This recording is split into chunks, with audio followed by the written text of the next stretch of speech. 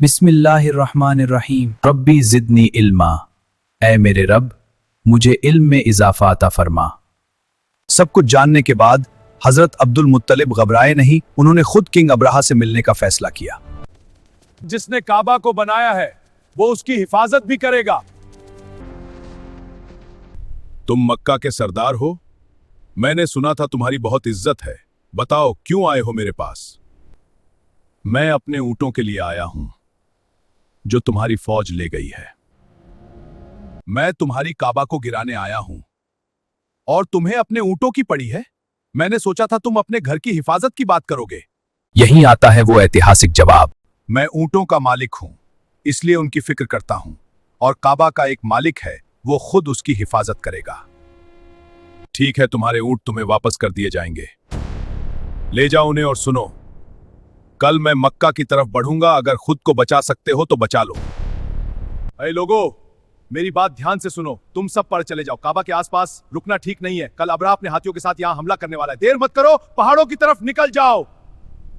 Abraha अपनी पूरी फौज के साथ तैयार है।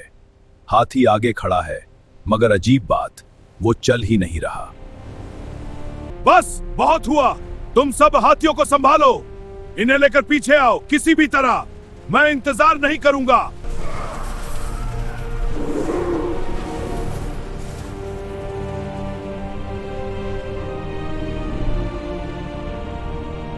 कहां छिप गए तुम सब कायरो? आओ, सामने आओ और मुझसे मुकाबला करो। कायरो, मुकाबला करो, मुकाबला करो, हम तैयार हैं। आसमान में छोटी छोटी चिड़ियों का झुंड दिखाई देने लगा और धीरे धीरे उनकी तादाद बढ़ती चली गई। ये क्या हो रहा है मक्का के आसमानों में?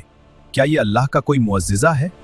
जब अब्राहा अपनी ताकतवर फौज लेकर काबा पर हमला करने आया तो इंसानों ने नहीं, खुद अल्लाह ने अपनी कुदरत दिखाई। परिंदा छोटी छोटी कंकड़ियां लिए हुए था। हर परिंदा अपनी चोंच और पंजों में छोटे छोटे पत्थर लिए हुए। जिस पर पत्थर गिरता है वो गिर जाता है। पूरी फौज में अफरा तफरी, कोई भाग रहा है, कोई चीख रहा है। अल्लाह ने छोटे से परिंदों के जरिए अपने घर काबा की ऐसी हिफाजत की कि बड़ी से बड़ी ताकत भी बेबस हो गई। बच्चों, ये वाकया हमारे प्यारे नबी हजरत मोहम्मद सल्लल्लाहु अलैहि वसल्लम के पैदा होने से कई साल पहले का है, जब अब्राहा अपने बड़े लश्कर और हाथियों के साथ काबा पर हमला करने के लिए मक्का पहुंचा। याद रखो बच्चों, इस वाकये को असहाबे फील कहा जाता है। और आपने इससे क्या सीखा? हमें अल्लाह पर भरोसा रखना चाहिए। बहुत अच्छा। याद रखना, अल्लाह हमेशा हिफाजत करता है।